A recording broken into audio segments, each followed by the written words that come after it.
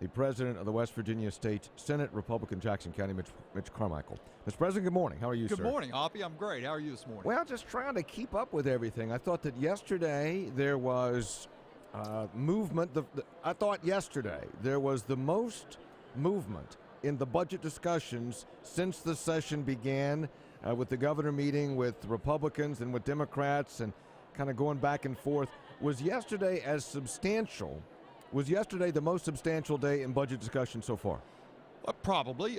We've made a lot of progress, I believe. The Senate has, our plan is to spend no more than our revenue estimate. 4.055. 4.055 to live within our means, as we announced during our press conference, to bring forth a budget that makes substantive reform to the budget so that we fill our budget gap long term. And I think others have a different view on it, that we're going to raise taxes on the poorest people in America to backfill the budget, to make the government sustain itself rather than making the hard decisions. Okay, you say others have a different view. Among the others are the Republicans on the House side. Okay, so you guys you had a press conference. You said we're going to have a budget. We're going to start at $4.055 billion. That's the revenue you expect to take in. That's how much you're going to spend. The Republican House budget plan spends a couple $100 million more than that. So your caucus has disagreement with their caucus. Well, I have not been, it's not my role to determine what the House is going to do. What my role, I believe, is to generate a budget within the Senate that does what we told the people of West Virginia that we would do, and does what the people of West Virginia want us to do, to make the substantive changes to this budget to live within our means. What is so hard about people understanding that? I just don't get it. It's not hard to understand, but in order to get there, you will have to cut $50 million, like you all said. Right. Cut $50 million from higher ed, $50 million from public ed, $50 million from DHHR. Are you still prepared to do that? And there's no support for that. Here's the thing.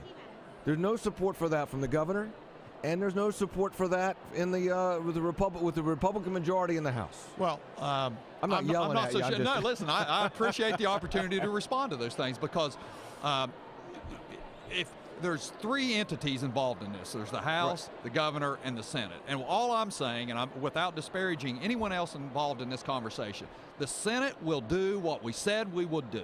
We'll bring forth a budget that lives within our means and spends no more than we have in the state of West Virginia. Oh, look, you just got WVU President E. Gordon Gee just came up and was going to slug you. Was going to slug you for that. No. If I had the entire budget in West Virginia University, we would do wonderful. He would spend it beautifully. He's a great guy. I really love working with him. But back to the point is that, we're just doing what we said we would do, and what the people of West Virginia elected us to do. And I think that, when you stick to your principles. Now, do we have to compromise to get this through the entire process? We'll see. Obviously, we're not dug in on we're going to shut the government down, as some say that we would. That's not our plan at all. We want to do what we said we would do, live within our means, and honor our commitment to the people of West Virginia. But should that be interpreted as that is the position and the position shall remain unchanged, or that is where you begin? And if you can't get the votes in the House or the governor's not there, then you only have 1 out of 3, then is it a position that you're willing to open and negotiate? Certainly. I mean, this is a starting position, but we always begin by doing, what we said we would do. I mean, I don't know why we would ever come off of deceiving the people of West Virginia, much like the governor has said, look, I'm going to live within our means. We're going to do, the people of West Virginia can't stand any new taxes. And then before, even the state of the state, the very first thing, we raised $450 million on the people of West Virginia. It's just the wrong approach. And not that I'm frustrated in this process. This is the process, Hoppy. You know how it works. We go through this, but certainly we are going to honor our commitment to the people of West Virginia. Let me this is just point of discussion, that's all. I tweeted out this morning, the House budget plan includes bringing back the food tax at a rate of 3% to avoid deeper cuts to the budget. That is a fundamentally accurate statement. 58% support that, 42% opposed. Now, that's not scientific at all. That's just as 150 people responded to that in the last hour. I just wanted to see what people thought. And Mitch, the challenge here is, and I'm not advocating for higher taxes, but the challenge is, as you know, there aren't any real good decisions left. So I think that West Virginians have to decide, okay, I don't want any more taxes, but at the same time, I'm not sure I want to see higher ed cut or the college in my community or public ed, because think about this, 1.8 million people in West Virginia. How many of those people are connected directly or indirectly to those three things? Sure, but let's just look at the news this past week. And I'm sorry, I'm yelling. I got to stop yelling today. Well, listen, I wouldn't know how to react if people didn't yell at me in this process. But look at what happened this past week. West Virginia will release the census data. The federal government will release the census data. West Virginia has declined in population again. And the reason this is happening is because we continue to be out of step with the rest of the nation in terms of our tax policy, our education community, our regulatory schemes, and our civil justice system. We're reforming those things, and we've really aggressively changed those avenues to make West Virginia a better place to live and work.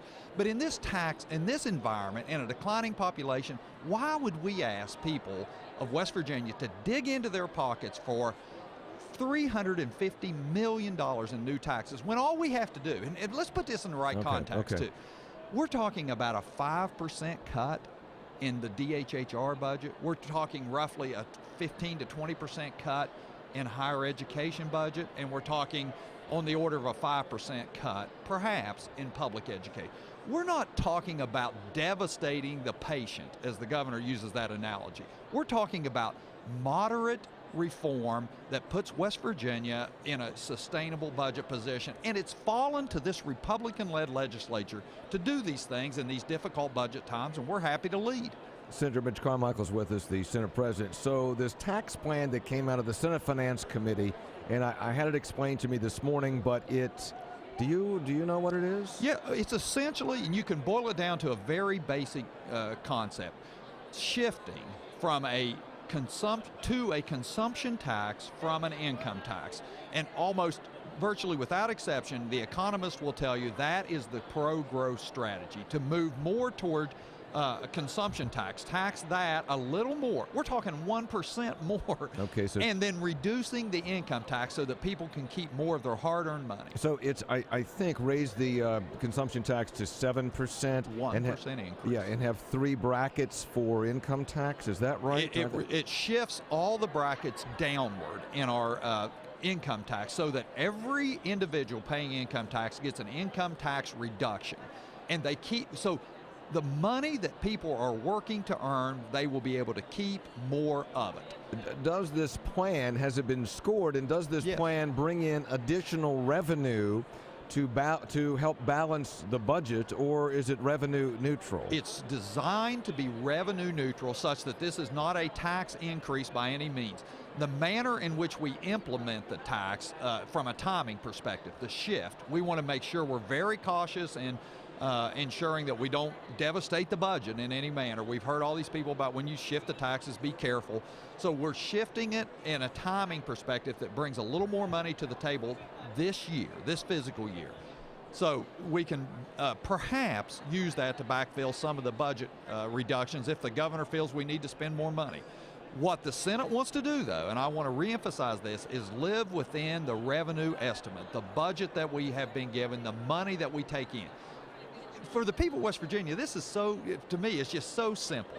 You literally spent $200 million in West Virginia more than you had last year.